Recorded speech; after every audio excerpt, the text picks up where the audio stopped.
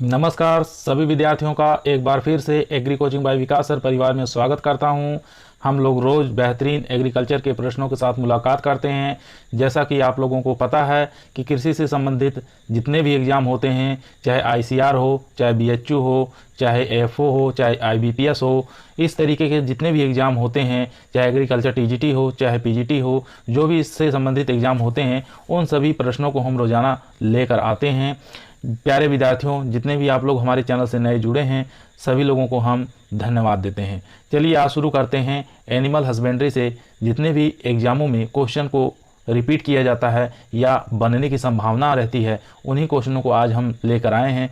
चलिए पहला क्वेश्चन हमारा कह रहा है, क्वेश्चन नंबर फर्स्ट हमारा कह रहा है करण स्विस और हिसार डेल किसकी प्रसिद्ध संकर नस्लें हैं। ठीक है, आपको बताना है कि करण स्विस और हिसार डेल जो है प्रसिद्ध संकर नस्लें किसकी हैं। पहला ऑप्शन आप लोग देख सकते हैं कि गाय और भैंस की हैं, दूसरा भैंस और बकरी की है, तीसरा गाय और गाय की है, चौथा ऑप्शन है गाय और भेड़ की है। तो आप लोग जानते हैं करण स्विस किसकी प्रजाति हो जाएगी। करण स्विस जो है एक गाय की संकर प्रजाति है। ठीक है, और हिसार डेल किसकी है, ये हो जाएगी भेड़ की। ठीक है, ये हो जाएगी भेड़ की। ये दोनों ऑप्शन, तो हमारा ऑप्शन इसमें फोर्थ नंबर जो देख रहे हैं गाय और भेड़, यानी कि फोर्थ नंबर जो ऑप्शन है ये करेक्ट आंसर हो जाएगा।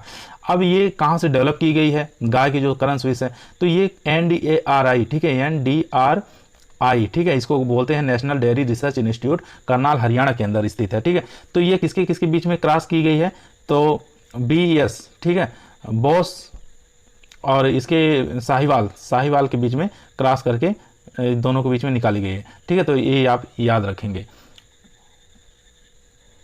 अगर आप लोग हमारे चैनल पे नए आए हैं तो हमारे चैनल को लाइक करिए, शेयर करिए और अधिक से अधिक सब्सक्राइब करिए। तो हमारे क्वेश्चन का करेक्ट आंसर हो जाएगा, यानी कि फोर्थ नंबर गाय और भैंस, और ये NDRI करनाल हरियाणा द्वारा विकसित की गई किस्म है। ठीक है, और ये ब्राउन स्विस और किसके बीच में, साहिवाल, इन दोनों के बीच में क्रॉस करके निकाली गई है, साहिवाल। और ये यहाँ पे देख सकते हैं जो हिसार डेल है, ये किसकी प्रजाति, ये भेड़ की है। ठीक है, ये किसकी किसके बीच में क्रॉस करके निकाला गया है, मेरिनो प्लस बीकानेरी। ठीक है, बीकानेरी, इन दोनों के बीच में क्रॉस करके निकाली गई ये भेड़ की प्रजाति है। ठीक है, हिसार डेल। तो हमारे क्वेश्चन का करेक्ट आंसर हो जाएगा, यानी फोर्थ नंबर। चलिए चलते हैं दोस्तों नेक्स्ट क्वेश्चन पर। क्वेश्चन नंबर 2 यहाँ पे कह रहा है कि होल्स्टीन फ्रीजियन गाय का उद्गम स्थान कहाँ पे है। ठीक है, एक गाय की प्रजाति है होल्स्टीन फ्रीजियन, जो कि सबसे ज़्यादा पूरे विश्व के अंदर सबसे ज़्यादा दूध देने वाली गाय की नस्ल होती है। ठीक है, और इसका उत्पत्ति स्थान पूछा है, यानी कि उद्गम स्थान कहाँ पे माना गया है। तो पहला ऑप्शन देख लेते हैं जर्सी द्वीप, दूसरा है जर्मनी, तीसरा है हॉलैंड, चौथा है स्विट्जरलैंड। इन चारों में से आप बताएंगे कि इसका उत्पत्ति स्थान कहाँ पर माना गया है। ठीक है, तो बहुत ही आसान है कि होल्स्टीन, पहले यहाँ पे हा आया है तो आप जान जाएंगे कि होल्स्टीन हॉलैंड से। ठीक है, तो इसका उत्पत्ति स्थान कहाँ माना गया है, तो ये हॉलैंड माना गया है। कभी कभी हॉलैंड ना देखे नीदरलैंड भी दे देता है। ठीक है, क्या दे देता है, नीदरलैंड दे देता है, तो इसका उत्पत्ति स्थान आप नीदरलैंड मानेंगे। और बात करते हैं स्विट्जरलैंड में किसका उत्पत्ति माना गया है, जो जर्सी गाय होती है, इसका उत्पत्ति स्थान कहाँ पे माना गया है, जर्सी द्वीप या स्विट्जरलैंड माना जाता है। ठीक है, तो हमारे क्वेश्चन का करेक्ट आंसर हो जाएगा इसमें हॉलैंड। तो एक चीज़ और देख लेते हैं, जितनी गाय की नस्लें होती हैं, जैसे मान लीजिए हम देसी गाय की नस्लें, जैसे गिर हो गया। ठीक है, गिर हो गया, उसके बाद राठी हो गया, और थारपारकर हो गया, थारपारकर। ठीक है, थारपारकर, हरियाणवी, ठीक है, हरियाणा जिसको कहते हैं, और मालवी हो गया, मेवाती हो गया, साहिवाल हो गया, और उसके अलावा नागौरी हो गया, नागौरी। इन सबको भी हम देख लेते हैं कौन कौन से। जैसे गिर का पहले गा आया है तो गिर का गुजरात हो जाएगा इसका उत्पत्ति स्थान। राठी का रा आया तो राजस्थान हो जाएगा। उसके बाद बात कर लेते हैं थारपारकर का उत्पत्ति स्थान कहाँ पे हो जाएगा, तो ये हो जाएगा पाकिस्तान। और हरियाणा का उत्पत्ति स्थान जानते हैं, हरियाणा। मालवी का माँ आया है तो ये मालवा क्षेत्र कहाँ है, मध्य प्रदेश में है। ठीक है, तो वहाँ पे हो गया। और मेवाती यानी कि उत्तर प्रदेश, और कुछ इसका राजस्थान का एरिया, मेवाती क्षेत्र लगता है, तो वहाँ उत्पत्ति स्थान हो गया। साहिवाल का आपका पाकिस्तान हो जाएगा, और नागौर का राजस्थान, नागौर डिस्ट्रिक्ट है, वहाँ पर इसका उत्पत्ति स्थान माना गया। तो हमारे क्वेश्चन का सेकंड क्वेश्चन का करेक्ट आंसर हो जाएगा यहाँ पे हॉलैंड हो जाएगा। ठीक है, चलिए चलते हैं नेक्स्ट क्वेश्चन पर।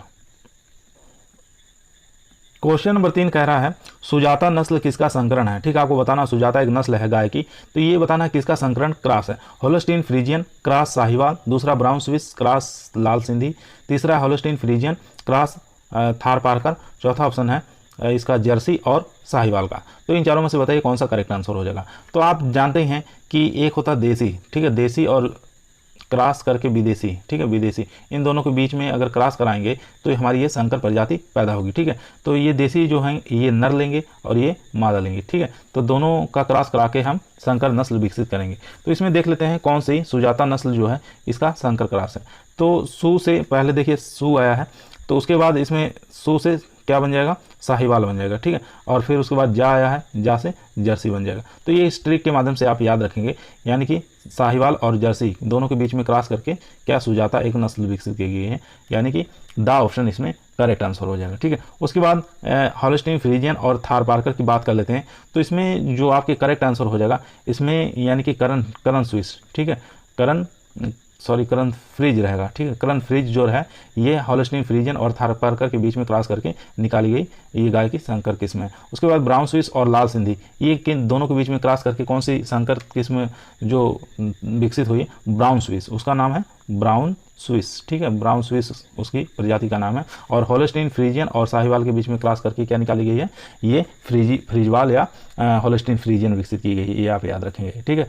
तो चलिए चलते हैं दोस्तों नेक्स्ट क्वेश्चन पर। क्वेश्चन नंबर 3 यहाँ पे, क्वेश्चन नंबर 4 देख सकते हैं, विदेशी गाय का वैज्ञानिक नाम क्या है, ठीक है। आपको बताना है वैज्ञानिक नाम, वो भी विदेशी गाय का, ठीक है। 2 प्रकार की गाय होती हैं, एक देशी गाय होती है, एक विदेशी गाय होती है। तो यहाँ पे विदेशी गाय का वैज्ञानिक नाम पूछा है। तो पहला ऑप्शन देख लेते हैं बॉस इंडिकस, दूसरा है बॉस टार्टस, तीसरा ऑप्शन है ओविसेरिस, चौथा ऑप्शन है गैलस। तो इसका करेक्ट आंसर हो जाएगा यानी कि बॉस टार्टस जो होता है ये वैज्ञानिक नाम होता है विदेशी गाय का, और देशी गाय का वैज्ञानिक नाम क्या होता है, बॉस इंडिकस होता है, ठीक है। ओविस एरिस यहाँ पे दिया है, तो ये हो जाएगा भेड़ का वैज्ञानिक नाम। उसके बाद गैलस या गैलस डोमेस्टिकस जो होता है ये हो जाएगा मुर्गी का वैज्ञानिक नाम, ठीक है। तो हमारे क्वेश्चन का करेक्ट आंसर हो जाएगा यहाँ पे बॉस टार्टस। चलिए चलते हैं नेक्स्ट क्वेश्चन पर। क्वेश्चन नंबर 5 कह रहा है गिर नस्ल का उत्पत्ति स्थान कहाँ पर है, ठीक है। आपको बताना है गिर नस्ल का उत्पत्ति स्थान कहाँ पर है। पहला ऑप्शन है बीकानेर, दूसरा अलवर, तीसरा है काठियावाड़, चौथा ऑप्शन है रोहतक। इन चारों में से बताइए कौन सा करेक्ट आंसर हो जाएगा। तो इसका करेक्ट आंसर हो जाएगा यानी कि काठियावाड़ जो क्षेत्र है ये गिर का उत्पत्ति स्थान माना गया है, या कह सकते हैं गिर वन, ठीक है, गिर वन क्षेत्र जो है ये भी गिर का उत्पत्ति स्थान माना गया है। अगर दोस्तों हमारे चैनल पर आप लोग नए आए हैं तो हमारे चैनल को लाइक करिए, शेयर करिए और अधिक से अधिक सब्सक्राइब करिए। यहाँ पे जो नस्ल देख रहे हैं ये गिर जो नस्ल है गाय की इस प्रकार की आपको रंग रूप में दिखाई देती है, ठीक है। तो हमारे चैनल का नाम है एग्री कोचिंग बाय विकास सर, यहाँ पे देख सकते हैं चैनल का नाम लिखा हुआ है। तो इस चैनल पर जाकर आप सब लाइक करिए और अधिक से अधिक शेयर करिए। चलिए चलते हैं नेक्स्ट क्वेश्चन पे, क्वेश्चन नंबर 6 पर चलते हैं। यहाँ पे क्वेश्चन नंबर 6 काफ़ी बेहतरीन क्वेश्चन है जो कि हर एग्जाम में पूछा जाता है। कोई भी आप एग्जाम दे देंगे एग्रीकल्चर से संबंधित इस क्वेश्चन को जरूर उठाया जाता है इससे संबंधित, ठीक है। यहाँ पे पूछ रहा है भेड़ में नाड़ी गति का मापन किससे किया जाता है, ठीक है। काफ़ी इंपॉर्टेंट क्वेश्चन है और ऑप्शन में देख लेते हैं मैक्सिलरी धमनी, दूसरी है फेमोरल धमनी, तीसरी कॉक्सिजियल धमनी, या चौथा ऑप्शन है गूदा से। इन चारों में से बताइए भेड़ में जो नाड़ी गति होती है उसका मापन किसके द्वारा किया जाता है। तो इसका करेक्ट आंसर हो जाएगा यानी कि फेमोरल धमनी के द्वारा इसमें भेड़ में मापन किया जाता है, ठीक है। तो इसका करेक्ट आंसर हो जाएगा यानी कि बी ऑप्शन। मैक्सिलरी धमनी ये किसमें करते हैं, तो इसे जो घोड़े होते हैं घोड़े के अंदर नाड़ी गति का मापन इसमें किया जाता है मैक्सिलरी धमनी से। कॉक्सिजियल धमनी ये किसमें नापा जाता है, जो गाय होती है, गाय और भैंस, ठीक है, गाय और भैंस के अंदर नाड़ी गति किससे मापते हैं, ये कॉक्सिजियल जो धमनी होती है ये पूंछ के नीचे होती है उसके माध्यम से हम क्या करते हैं नाड़ी गति उसका मापन करते हैं। गूदा से क्या करते हैं, गूदा से टेम्परेचर मापा जाता है। जितने भी पशु होते हैं जानवर होते हैं उसका तापमान हम कहाँ से मापते हैं, गूदा के द्वारा मापा जाता है कि उसका टेम्परेचर का पता लगाया जाता है कि कितना टेम्परेचर है। चलिए तो हमारे क्वेश्चन का करेक्ट आंसर हो जाएगा यहाँ पे बी ऑप्शन फेमोरल धमनी से। चलिए चलते हैं नेक्स्ट क्वेश्चन पे, क्वेश्चन नंबर 7 पर। क्वेश्चन नंबर यहाँ पे देख सकते हैं 7 नंबर क्वेश्चन कह रहा है काकरेज नस्ल को किस उपनाम से जाना जाता है, ठीक है। बहुत सारी गाय की नस्लें होती हैं जिनका अलग अलग उपनाम होता है।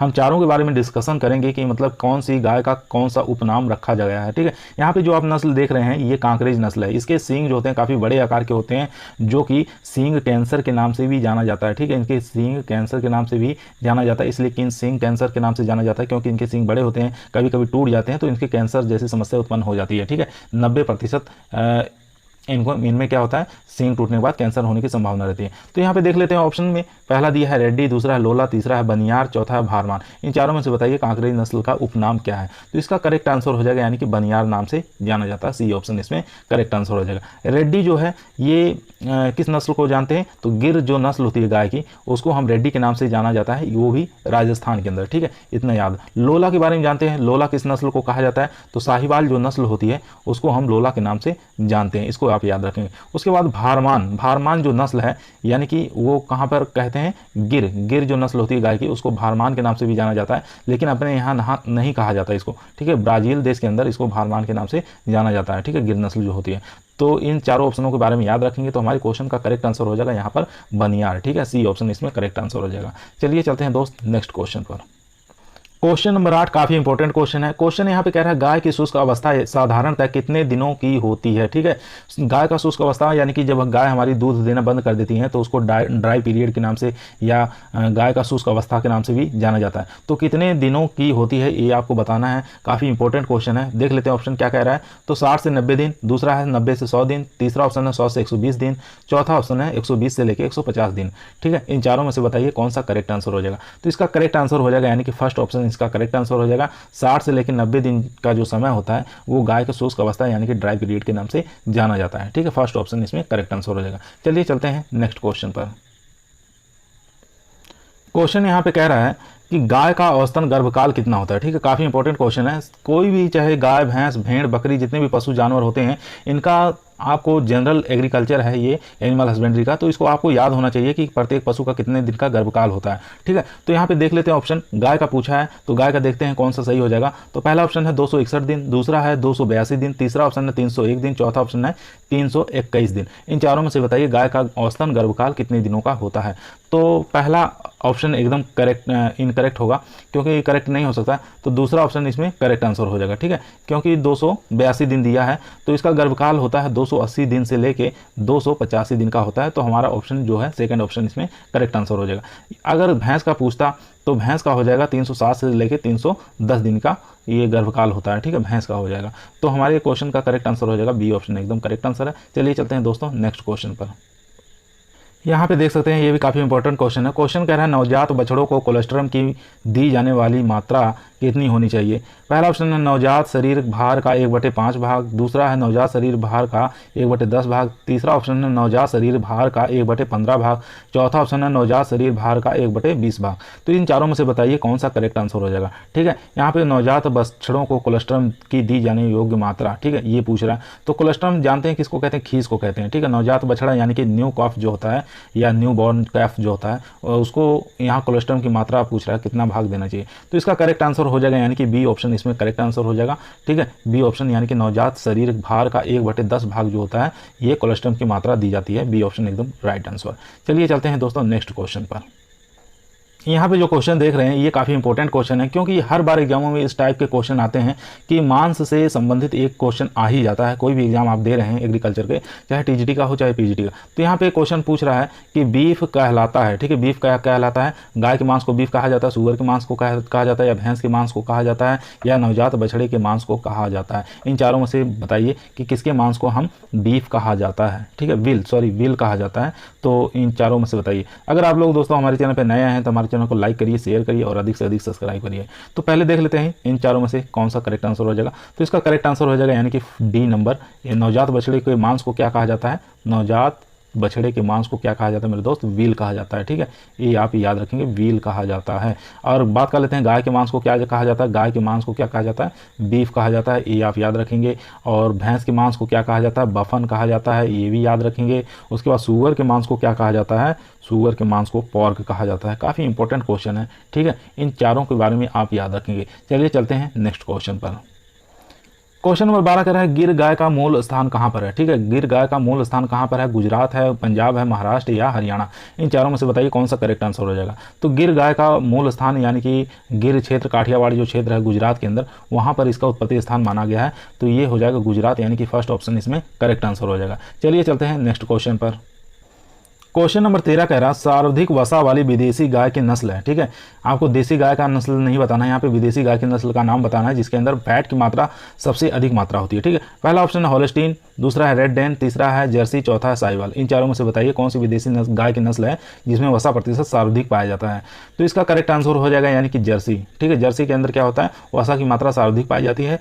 5 से लेकर 5.5% वसा जो होती है जर्सी गाय के अंदर पाई जाती है। ठीक है, विदेशी गाय की बात करेंगे। अगर देसी गाय की बात करेंगे तो साहिवाल के अंदर सबसे अधिक मात्रा में वसा की मात्रा पाई जाती है और सबसे मीठा भी दूध देसी गाय में साहिवाल का ही होता है। ठीक है, देसी गाय में अगर फैट की बात करेंगे तो साहिवाल का नंबर आ जाएगा।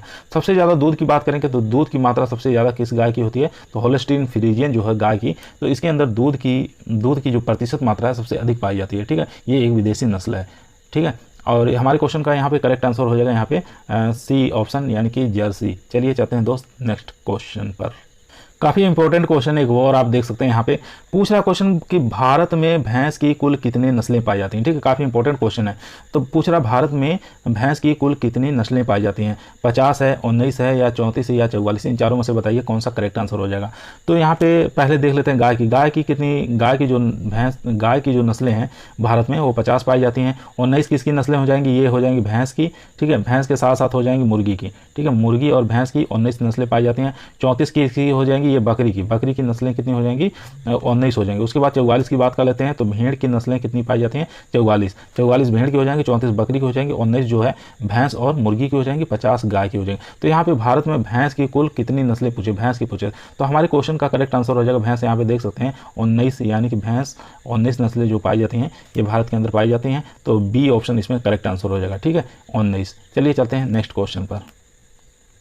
क्वेश्चन यहाँ पे देख सकते हैं, क्वेश्चन कह रहा है भैंस के दूध में औसतन वसा की प्रतिशत मात्रा कितनी होती है, 3%, 5%, 7% या 10%। यहाँ पे भैंस के दूध में वसा प्रतिशत पूछ रहा है तो इसका करेक्ट आंसर हो जाएगा यानी कि 7%। अगर गाय की यही पूछता गाय में कितनी वसा प्रतिशत पाई जाती है तो 4 से लेकर 5, 7, 5.5% तक वसा गाय के अंदर पाई जाती है। भैंस में 7% पाई जाती है। ठीक है, तो कभी कभी एक आध भैंस होती है इसमें जिसमें 14% तक ही वसा पाई जाती है।